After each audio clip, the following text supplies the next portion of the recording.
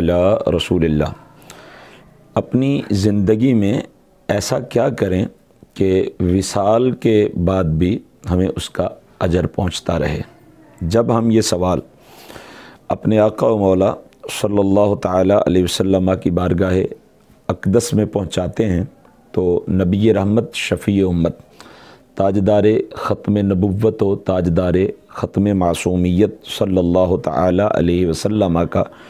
ارشاد گرامی البدایہ والنہایہ، مشکات المصابیح، شرح الصدور، جامع الصغیر، مسند امام احمد بن حنبل اور دیگر کئی کتب میں ملتا ہے۔ میرے آقا صلی اللہ تعالی علیہ وسلم ارشاد فرماتے ہیں اذا مات الانسان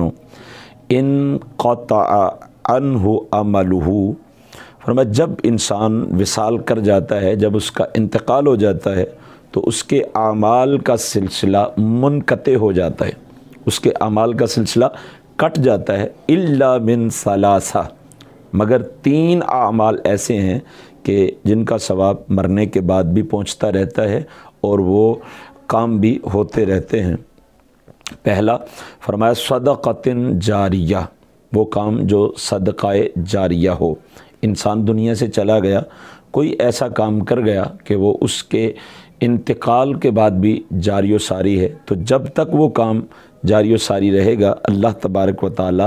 اس کام کا آغاز کرنے والے کو اجر عطا فرماتا رہے گا۔ مثال کے طور پہ کسی نے مسجد پاک میں چٹائی بچھا دی، کسی نے مسجد پاک میں قالین بچھا دیا، کسی نے مسجد پاک میں پنکھا لگوا دیا، کسی نے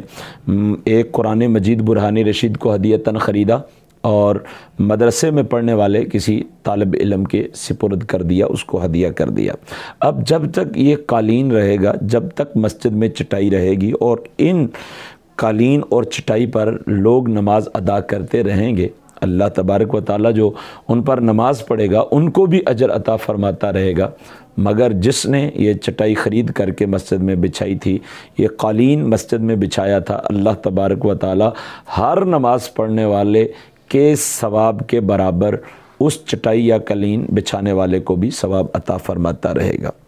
جس نے پنکھا لگوایا تھا، جب جب کوئی حضور صلی اللہ تعالی علیہ وسلم کو غلام اور امتی اس پنکھے سے فائدہ حاصل کرے گا، جب جب وہ پنکھا چلایا جائے گا، اس کا انتقال ہو گیا مگر جب تک وہ پنکھا چلتا رہے گا اللہ تبارک و تعالی اس پنکھا لگانے والے کو ثواب عطا کرتا رہے گا، اگرچہ کہ اس کا انتقال ہو چکا ہو۔ کسی نے بچے کو قرآن مجید برہان رشید ہدیتاً خرید کر کے پیش کیا تھا، اب وہ بچہ قرآن پاک پڑھ رہا ہے مگر یہ قرآن پاک دینے والے کا انتقال ہو چکا، تو یہ اس کے لیے صدقہ جاریہ بن گیا۔ جب تک اس قرآن مجید برہان رشید مصحف مبارکہ کو پڑھا جائے گا اللہ تبارک و تعالی اس کا ثواب اس قرآن پاک کو خرید کر بچے کو دینے والے کو بھی عطا فرماتا رہے گا۔ تو فرمایا پہلا کام صدقۃ جاریہ، وہ کام جو صدقہ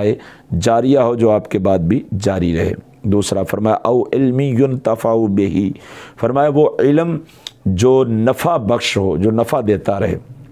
اب اس علم سے اولین مراد تو علم دین ہے کہ کسی نے کسی کو علم سکھا دیا۔ میں آج جب آپ سے بات کر رہا ہوں تو یہ حدیث مبارکہ میں نے 99 میں اپنے شیخ کامل مرشد کامل پیر طریقت رہبر شریعت پیر ابو محمد عبد الرشید قادری رضوی رحمہ اللہ تعالی آپ سے آستانہ لیا، سمندری شریف میں سماعت کی تھی، سنی تھی اور آپ سے یہ حدیث مبارکہ پڑھنے کا شرف حاصل ہوا تھا۔ آج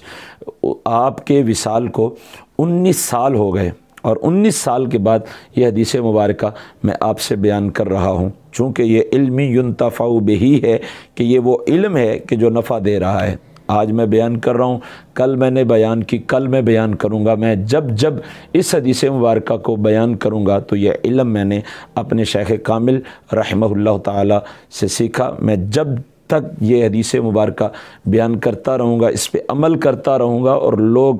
میری اس بیان کردہ حدیث مبارکہ کو سن کر عمل کرتے رہیں گے تو اللہ تبارک و تعالی ان سب کا ثواب میرے مرشد کامل رحمہ اللہ تعالی کو عطا فرماتا رہے گا۔ اور تیسرے نمبر پہ فرمایا او ولد صالح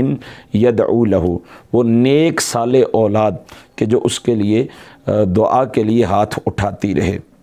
وہ نیک اولاد جو والدین کے لیے دعا کرتی رہی ہے۔ اب یہاں پہ ایک لمحے کے لیے میں آپ کی توجہ چاہوں گا کہ یہاں پہ دو حصے ہیں صالحین۔ ایک تو یہ ہے کہ نیک اولاد، والدین صالحین نیک اولاد، اور دوسرا یہ ہے کہ یدعو لہو کہ وہ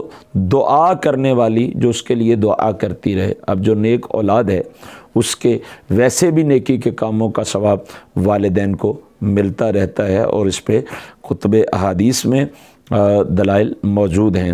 کہ جب بھی اولاد نیک کام کرتی ہے تو اگر ان نیکی کے کاموں پہ والدین نے اولاد کو راغب کیا ہو تو اللہ تبارک و تعالی والدین کو بھی اس کا ثواب عطا فرماتا ہے۔ اور دوسرا حصہ یدعو لہو کہ ان کے لیے دعا کرتی رہتی ہے۔ نماز میں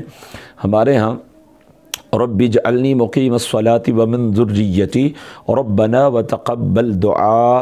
ربنا اغفر لی ولوالدی وللمؤمنین یوم یقوم الحساب، یہ دعا پڑھی جاتی ہے۔ اب جب ہم فجر پڑھ رہے ہیں تو اس میں بھی پڑھ رہے ہیں ربنا اغفر لی ولوالدی، یا اللہ مجھے بھی بخش لے، ہمیں بھی بخش لے اور ہمارے والدین کو بھی بخش لے۔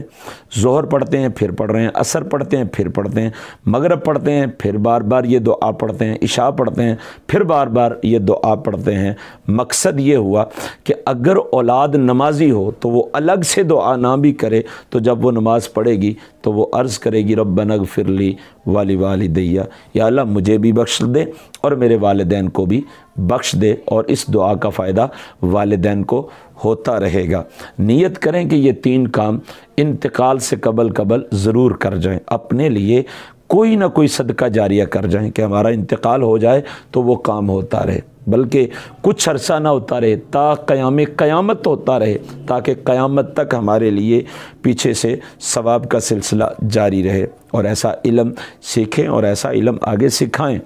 کہ جو علم دنیا کے لیے نفع بخش ہو، تو جب جب اس علم سے کوئی نفع حاصل کرتا رہے گا اللہ تعالیٰ آپ کو اس کا اجر اور ثواب عطا فرماتا رہے گا۔ اولاد کی تربیت کریں، اولاد نیک ہو، نمازی ہو، رمضان کے روزے رکھنے والی ہو، اگر وہ صاحب نصاب ہو جائے تو زکوٰۃ ادا کرنے والی ہو، فصل کی کاشت کرتی ہو تو اس کا عشر ادا کرتے ہو، صاحب استطاعت ہو تو وہ حج کرنے والی ہو، یعنی اللہ اور اس کے رسول کی اطاعت کرنے والی ہو اور رسول کریم صلی اللہ تعالی علیہ وسلم کی اتباع کرنے والی ہو، تو یہ اولاد بھی آپ کے لیے صدقہ جاریہ کی طرح ہوگی، اور نیک اعمال یہ اولاد کرتی رہے گی، اور اللہ تعالیٰ آپ کو اس کا ثواب عطا فرماتا رہے گا۔